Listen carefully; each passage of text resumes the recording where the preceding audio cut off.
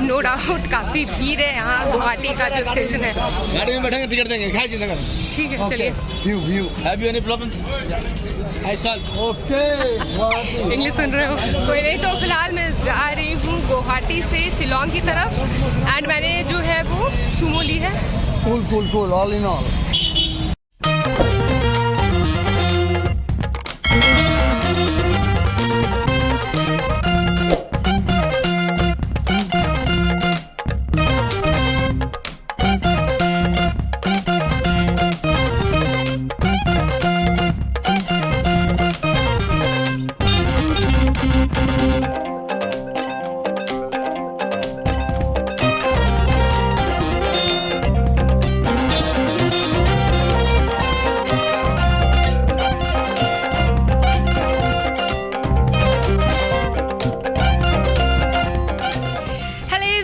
मैं हूँ अर्चना और स्वागत है एक बार फिर से आप सभी का मेरे चैनल पे। और जैसे कि लास्ट वीडियो में मैंने आपको बताया था कि अभी मैं जाने वाली हूँ मेघालय, लेकिन मेघालय जाने से पहले आपको ई पास बनवाना होता है। तो उस वीडियो का डिस्क्रिप्शन बॉक्स में मैं लिंक डाल दूँगी, वहाँ से आप चेक कर सकते हैं कि मेघालय जाने के लिए कैसे आप भी अपना ई पास बनवा सकते हैं। चलिए बात करते हैं आज की, और इस वीडियो में मैं आपको बताने वाली हूँ कि आप मेघालय तक कैसे पहुँच सकते हैं। तो चलिए पहले बात करते हैं कि मोड ऑफ ट्रांसपोर्ट क्या क्या है मेघालय पहुंचने के लिए। तो मेघालय पहुंचने के लिए of course by air, by train और बाय बस आप जा सकते हैं। लेकिन अगर आप बाय फ्लाइट आना चाहते हैं तो वैसे तो मेघालय की राजधानी शिलोंग में एयरपोर्ट है, लेकिन शिलोंग में बहुत ही कम ऐसे फ्लाइट्स हैं जो वहाँ रुकती हैं, वहाँ आती हैं। तो इसके लिए नियरेस्ट जो एयरपोर्ट होगा वो होगा गुवाहाटी एयरपोर्ट। और वहीं अगर रेलवे स्टेशन की भी बात की जाए तो मेघालय से जो सबसे नज़दीक रेलवे स्टेशन है वो अगेन गुवाहाटी। और वहीं अगर मैं बस की बात करूं तो बस के लिए आपको आना होगा पहले सिलीगुड़ी जंक्शन, और सिलीगुड़ी से शिलोंग के लिए डायरेक्ट बसेस चलती हैं, बट वो काफ़ी हेक्टिक होती है क्योंकि it will take you around 12 hour, तो बहुत ज़्यादा हेक्टिक हो जाएगा। तो इसलिए मैंने अपने लिए जो सबसे कन्वीनियंट मुझे लगता है हमेशा वो है ट्रेन या फिर बस। तो मैंने क्या करा है कि मैंने ट्रेन की बुकिंग करी है, तो कुछ इस तरीके से मेरी जर्नी होने वाली। तो एक बार फिर से मैं निकल चुकी हूँ अपने सोलो ट्रिप पे, और इस ट्रिप के लिए फ़िलहाल क्योंकि मैं अभी पूर्णिया में रहती हूँ तो पूर्णिया से मुझे जाना है किशनगंज, क्योंकि मेरी जो ट्रेन है गुवाहाटी तक की वो किशनगंज से है। तो अभी बज चुके हैं रात के 9 और 9 बजे मैंने ये बस ली है, और मान के चलिए कि पूर्णिया से किशनगंज जाने में मुझे 2 घंटे लगेंगे। तो अपनी 2 घंटे बस की जर्नी को कवर करते हुए मैं फिलहाल पहुंच चुकी हूं किशनगंज रेलवे स्टेशन। एक अच्छी बात बताऊं, मेरी जो ट्रेन है ना वो थोड़ी सी लेट हो गई है, तो इसका फ़ायदा मुझे हुआ क्योंकि मेरी जो बस थी वो एग्जैक्ट 11:30 में यहाँ पे ड्रॉप की है मुझे रेलवे स्टेशन के सामने। तो अभी मैं जा रही हूँ बस ट्रेन पकड़ने, और ट्रेन आने में भी है थोड़ा time. Super excited, let's wait few more minutes. I think 15 minute में मेरी ट्रेन जो है वो आ जाएगी। चलिए तो यहाँ मैं ट्रेन के रिगार्डिंग एक टिप्स ज़रूर देना चाहूँगी आपको, और वो टिप्स ये रहेगी कि जैसे मैं अपने ट्रेन की जब बुकिंग करवा रही थी तो मुझे किशनगंज से डायरेक्ट ट्रेन नहीं मिली थी। ट्रेन तो थी ही लेकिन सीट कंफर्म नहीं मिल रहा था। तो मैंने क्या करा कि ये ट्रेन खुलती है हावड़ा से, तो मैंने जो टिकट लिया था वो फ्रॉम हावड़ा टू गुवाहाटी लिया था, तो इसलिए मेरी जो सीट है वो कंफर्म हो चुकी है, इसमें ज़्यादा टेंशन नहीं है।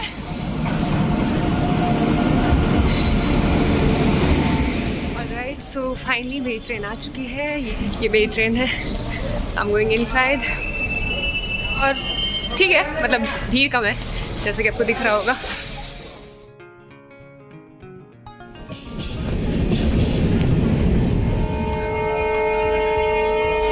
Good morning everyone. सो अभी जो हमारी ट्रेन है वो पता नहीं बीच रास्ते में कहीं रुकी हुई है। सो अभी यहाँ से ट्रेन खुली है एंड ऑलमोस्ट 1 घंटे हैं अभी हमें गुवाहाटी पहुँचने में। अभी पूरी तरीके से ट्रेन खाली हो चुकी है। वैसे अगर आप कभी भी गुवाहाटी आना चाहते हैं या फिर असम आना चाहते हैं तो कामाख्या मंदिर जरूर जाइए, एक बार दर्शन कीजिए वहाँ पे। मैं पिछली बार जब आई थी तो मैं कामाख्या मंदिर गई थी अपनी मम्मी के साथ। So you can check that blog, मैं लिंक डिस्क्रिप्शन बॉक्स में डाल दूँगी, वहाँ से जाके आप कामाख्या देवी के दर्शन कर सकते हैं मेरे ब्लॉग के थ्रू।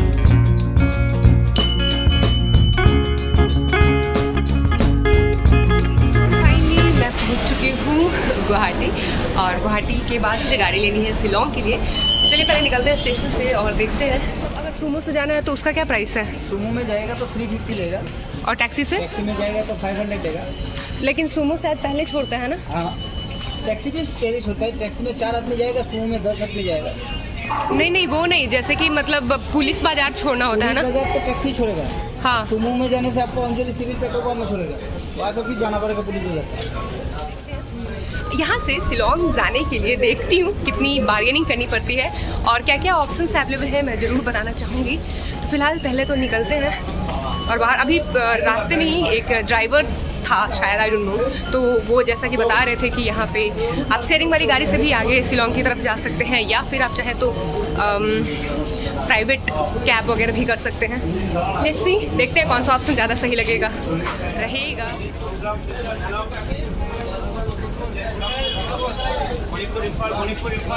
अगर आपको शिलोंग जाना है तो मैं ज़रूर बताना चाहूँगी कुछ कि यहाँ पे जो सुमो जाती है उसमें 10 लोग होते हैं, लेकिन सुमो से जब आप जाएंगे तो आपकी जो कॉस्ट आएगी वो है 350। लेकिन अगर आप स्विफ्ट डिजायर से जाएंगे तो उसमें 4 ही लोग होते हैं और उसकी जो कॉस्टिंग होती है वो 500 पर पर्सन। तो अभी मैं यहाँ डिस्क्रिप्शन बॉक्स में एक नंबर दे दूँगी जहाँ से मतलब जैसे ही आप स्टेशन से बाहर निकलेंगे तो उस नंबर पर आप कॉन्टैक्ट करके अपनी बुकिंग करवा सकते हैं। If you all don't mind it, आप फुल्ली कीजिए। सो अभी गाड़ी नहीं है। हाँ। इलेक्शन के लिए नागालैंड एंड मणिपुर। हाँ। सो गाड़ी को में 300 फेयर है। अच्छा ठीक है, जय माता दी। हाँ ओके, जय माता दी। यहाँ पर एक बात जरूर मैं आपसे बताना चाहती हूँ कि जैसे ही आप गुवाहाटी रेलवे स्टेशन से बाहर निकलेंगे तो शिलोंग जाने के लिए आपको बहुत सारी गाड़ियाँ मिल जाएंगी। तो आप ट्राई कीजिएगा कि आप उन गाड़ियों की बुकिंग खुद से करें, मतलब किसी मीडियोकर के थ्रू ना करें, क्योंकि अगर आप किसी मीडियोकर के थ्रू करते हो तो वो एक्स्ट्रा चार्जेस लेते हैं अपने लिए। मतलब जैसे अगर फेयर 350 रुपीज़ है तो वो 450 लेते हैं और 100 रुपीज़ उसमें उनका होता है और बाकी जो 350 होते हैं वो ड्राइवर को मिलता है। तो इसलिए आप खुद से ही गाड़ियों की बुकिंग करें। फ़िलहाल मैंने ये जो गाड़ी ली है ये शेयरिंग वाली गाड़ी है। तो शेयरिंग वाली गाड़ी में एक प्रॉब्लम यही होती है कि जब तक 10 पैसेंजर नहीं भरते हैं ये गाड़ी नहीं खुलती है। तो फ़िलहाल इस गाड़ी में जिसमें मैं बैठी हुई हूँ 10 पैसेंजर हो गए हैं और ये जो गाड़ी है वो खुल चुकी है गुवाहाटी से शिलोंग के लिए। और गुवाहाटी से शिलोंग जाने में लगभग आपको 3.5 to 4 आवर, मतलब मान के चलिए कि 4 घंटे लगते हैं। बाकी डिपेंड ये भी करता है कि रास्ते में ट्रैफिक किस तरीके के मिल रहे हैं।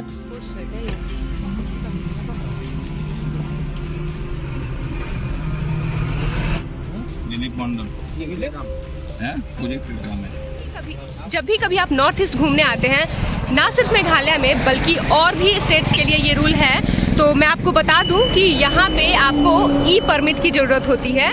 मतलब यहाँ आधार कार्ड से काम नहीं चलता है, आपको ई परमिट बनवानी होती है। मैंने आपको वीडियो में भी दिखाया कि एक जगह चेकिंग चल रही थी, तो इसलिए अपने पास पहले से ही ई परमिट बना रखे। और ज़्यादा अच्छा होगा कि उस ई परमिट का एक फ़ोटो कॉपी अपने पास रख ले, क्योंकि वो लोग ओरिजिनल कॉपी मांगते हैं तो दिक्कत कर सकते हैं। अब पुलिस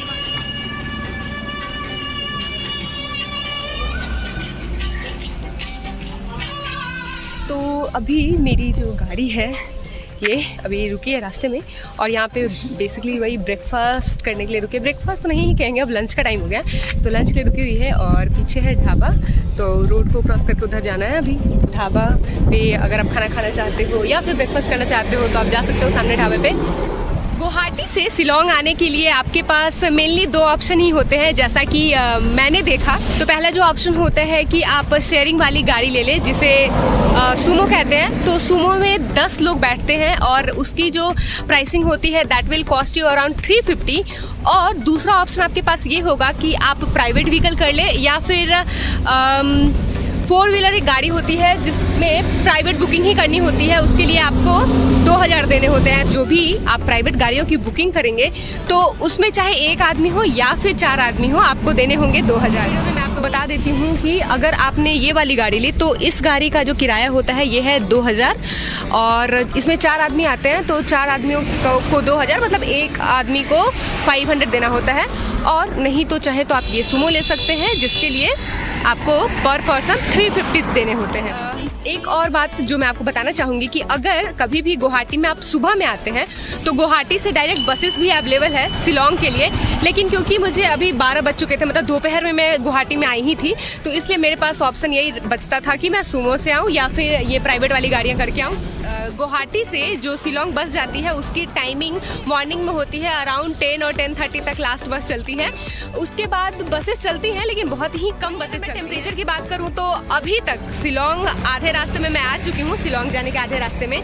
अभी तक तो बहुत गर्मी सी मुझे फील हो रही है, मतलब है गर्मी काफ़ी है। मतलब मुझे ऐसा लगा था कि थोड़ी सी ठंड रहेगी लेकिन अभी तक तो ठंड नहीं है, आगे देखते हैं। वैसे अपने साथ कुछ वार्म ड्रेसेस और स्पेशली रेनकोट लेना तो ना भूलें, क्योंकि आप जा रहे हो मेघालय, मतलब बादलों के घर में, तो अपने साथ रेनकोट रखना तो बनता है। सामने हमारी गाड़ी उधर लगी हुई है और मैं अभी क्रॉस करके इधर आई हूँ and this is the restaurant, क्या है, RN. Sharma hotel. Okay, so hotel है ये। तो इस ढाबे से डिनर करने के बाद फिलहाल मैं वापस आ चुकी हूँ अपनी गाड़ी में, और हमारी गाड़ी है वो आगे अपने शिलोंग जो डेस्टिनेशन है हमारा वहाँ के लिए प्रस्थान कर चुकी है।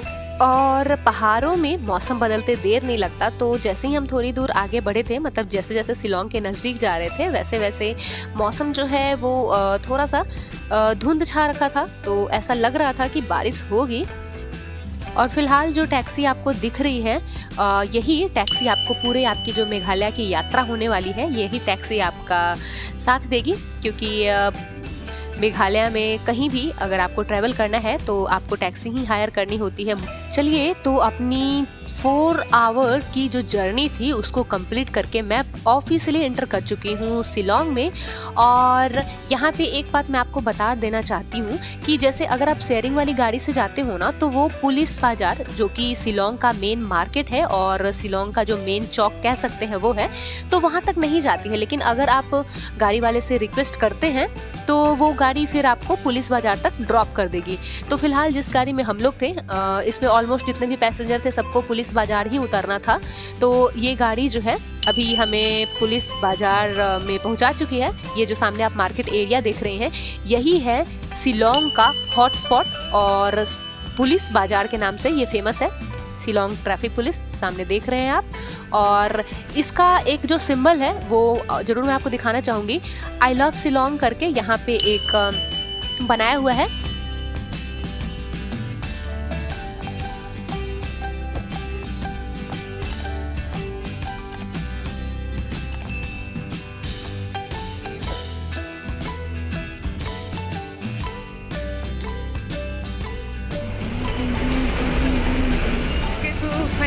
I have reached to Shillong, और ये है शिलोंग का पार्किंग एरिया, और हमारी जो गाड़ी है वो भी पीछे रुकी है।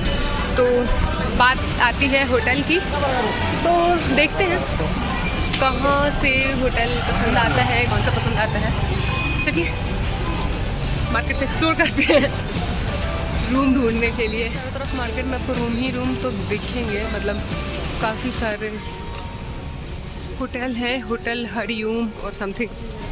चलो पूछते हैं जरा इसमें, होटल हरिओम। तो जिस होटल में अभी मैं आई हूँ देखने, इसका डबल बेड का जो प्राइस है रूम का वो है 800 एंड सिंगल बेड वाले रूम का प्राइस है 600। तो चलिए पहले देखते हैं कैसा है रूम। तो एक बात मेरे साथ ये अच्छी हुई कि जैसे ही मैंने रूम ढूंढना स्टार्ट करा उसी के साथ मुझे जो पहला होटल मिला वही मुझे पसंद आ गया, और फिलहाल इसी होटल में रुक रही हूँ।